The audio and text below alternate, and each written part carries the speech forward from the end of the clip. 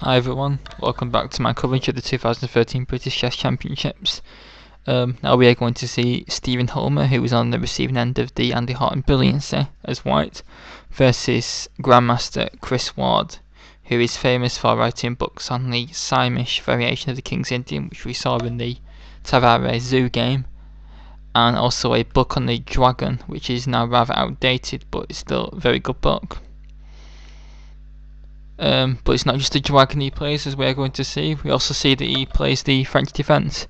We're going to see our third French game of the tournament. And by the way, I've decided to cover every French game, no matter what the result is, what the game is like, or anything.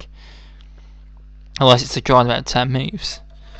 So let's go anyway. Stephen Hulmer's white, Chris Ward's black. So e4, e6, d4, d5.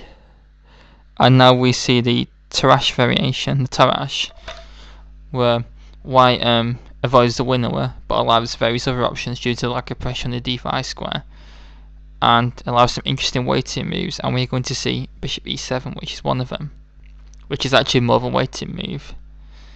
Of course, they've got the line I play, the one Brandon likes for knight f6. I've also got the Guimard and the c5, like a Sicilian-like line. There's several lines against the Tarrasch, and it'll take me about 52 minutes to explain them all.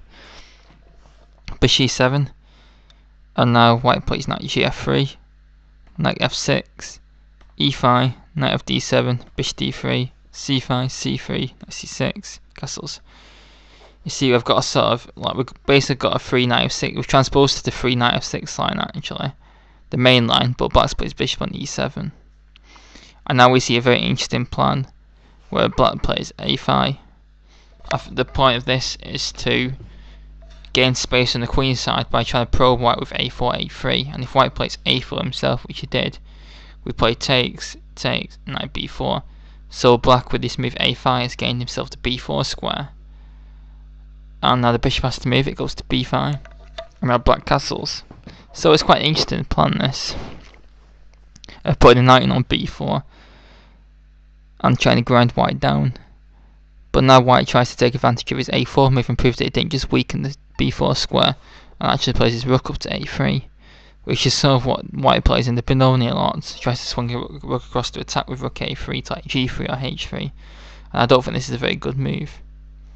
Black plays knight b6, aiming to come into the c4 square with tempo, knight e1, and now f5 just to block up the queen side, and if king side, if white plays e takes f6 en passant, then black actually can take the bishop in this line, which is an advantage of putting the bishop on e7. Now black is threatening to take the pawn, so the knight will move to protect it. Bishop d7 to get rid of the bad bishop, bishop d7, queen d7, so you have to knight d3, knight c4. This position is not very good for white. White has got an isolated pawn, black's c6 pawn is hard to protect, and black's knights are very strong, and white's rook is completely misplaced. Going back, I think this rook a3 move isn't very bad. I think the rook just gets completely misplaced. And I think white should be playing something like knight b3 to get the c5 square potentially, and then black can maybe play knight b6 anyway, and then knight c5. And then maybe black can try and hit back with f6 or something, but maybe white's still a bit better. But this move seems pretty bad. The rook now swings across to h3, rook f7. Just to protect g7 in any lines, and also answer queen h5 by g6. White plays f4, gaining space, bishop d7, so now black gets rid of his bad French bishop, which usually struggles to get rid of. Bishop d7, oh no, not bishop d7, rook f3 was played, which allows black to have played bishop b5, which he should have played. I think white needs to take black to avoid the structural damage. Queen d7, and then swap b3 just to protect the pawn. But black still is fine in this position. But after rook ff3, which is some rather crude attempt to attack, the problem is black would have just played bishop takes b5, a takes b5, queen d7, and the pawn is actually impossible to defend. So I'm not sure why Chris Ward did not play that. I'm sure we saw it. Instead he played a very consolidated move, played g6, and now white rectifies his mistake. So we get this position, but white's rooks are very, very misplaced. I'm not sure what they're doing on f3 and h3. Not very good at all. So black takes control of the C file. Bishop b2, developing the piece, and now knight a8. Very interesting move. Putting the knight in the corner, which is usually bad, but the knight is destined for new things, like the c7 square. Queen e2 was played. It's a very long game this, so I have to skip over the moves quite quickly. Rook ff8, because now there's no threats on h7, the rook might as well retreat. Rook fg3. Again, these rooks are sort of clumsily, drunkenly bouncing into each other. The rooks are sort of like holding on to each other when completely hammered or something. Rook goes back to f7 for some reason. Knight b1, aiming to reroute the knight to black's weak b5 square. Knight c7 to stop that. Very deep move by Ward. Rook c3, rook b8, knight a3, b5 to get rid of white's b5 outpost. These guys all come off. Now rook c8 check. So queen takes c8, queen takes b5. So white makes his queen active and black's queen inactive, but now comes queen a6. And if white takes the queens off, then I would say the ending is probably about equal actually. Actually, I think this ending is actually quite drawish. It's very blocked up in the centre and king side. White can easily get his rook back into game, as can black. Both sides have weak pawns on the queen side. It'll probably be swapped off for each other, which is known as traded prisoners. I think this is very drawish. I'm surprised a greater GM would do this against a 2165, but white is having none of it and actually plays for the win. Matches his king up, but now rook e7, queen d8, knight c6. So now white's queen is being harassed and only has the d6 square, which goes in front of the discovered attack. So in hindsight, I think taking the queen off and move 29 was probably a lot stronger, even though the position is dry. Queen d6, rook e8, queen d7, rook e7, queen d6. So that black can get a repetition if he wants, but he plays queen c8. Still trying to trap the white queen, so the white queen wriggles out. Rook c7 with tempo, queen has to go to b6. And now black misses a4. The point of this is if b takes a4, black has rook b. No, not that move. Rook b7. And what does white do? Where does the queen go? a6. Of that bishop with check. So actually a4 sets up that devastating threat. And what else does white do? Gotta play b4 and he's gonna lose a pawn, it seems. Well, say he plays a nothing move like, let's say rook f3 is a nothing move. Black plays the quiet move. In fact, black just plays a3. And this pawn is just very dangerous and probably going to win the game.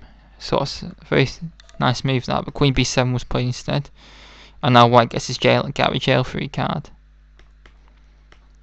But now rook c3 is a blunder. But I'm guessing there's probably a lot of time pressure at this point. It's move 38. And time controls move 40. White should just retreat his bishop, keep everything protected, and he's slightly worse, but nothing too drastic. And again, it's probably quite drawish this potentially, due to the blocked up nature of the position. Rook c3 was played and now it just drops this pawn. And although white gets a bit of activity, black could actually have took this pawn, and after bishop a3, rook f7, white does get a bit of pressure with knight f3. So yeah, so maybe actually that pawn was a bit hot. Knight b5 is stronger. Rook a8, knight c7, and now we have traded prisoners. But the difference is that this position is not drawish anymore because black is a protected pass pawn up. But still quite tough to win. Bishop d4, bishop b4, rook a7, knight b5. White has to throw this check, and otherwise he drops a piece. Bishop goes back to a passive square. Rook a3, forcing the rooks off, and then he throws this move in as first. So in this position, black is a pawn up with a knight against the bishop in quite a blocked position with all the pawns on white. Not pawns are really that far apart, but this still requires a lot of technique. White brings his king in because in the end game the king's the most important piece. King comes around, bishop d4. Have some manoeuvring.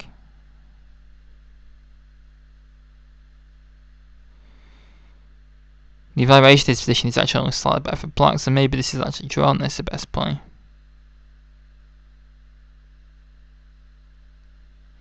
If white takes, by the way, if you're wondering, then this looks like a completely lost king opponent did to me. So it's king c3. I think we have to throw. In fact, I think we can play d4 check, king d3, king d5, and white will run out of moves to give the opposition up. Say h3, because black can always lose a move with king c5, so white will just eventually run out of moves and lose. So black can't swap the knight off. h6 to create a pass pawn with g5. g3, which is a blunder, I think. I think he had to play h4 and stop g5, and then black could play h5. But even then, I think white's in trouble now, because if g3 allows knight takes g3 and say bishop moves, then black has knight g3, and bishop e2, knight e2, and then black starts to get very active and win. g3, g5, fg, hg, bishop c1, and there comes g4, but d4 is a lot stronger. Pass pawns must be pushed. Bishop e3, knight c5, king c3, knight d7. Now the knight comes rather amusingly bound by a d start square. Now king d3, knight c6, bishop a1, king c5. White actually resigned in this position, and it is pretty lost. Black's just going to play d4 and shut white's bishop out and take the e5 pawn and win with two connected pass pawns. It'll take quite a few moves, but the result's never in doubt. So white is correct to throw in the towel. So an interesting game where white, very interesting opening. White had some good chances. I mean, he tried to attack a bit recklessly in the middle game, but he had good chances to get quite a drawish ending. But sadly, had to blunder the d4 pawn and the game. But a very long game now. And, white certainly gave a good account of himself against the Grandmaster, lasting 65 moves. And a bit of a grind there from Chris Ward, who has played the Dragon at the Samish, so he's probably a bit of a hacker. But it's a nice French grind and another win for the French. The French is getting a lot of wins at this tournament, even though he's not been employed enough. But I hope you enjoyed this game, and please leave any comments and thoughts. Thanks very much.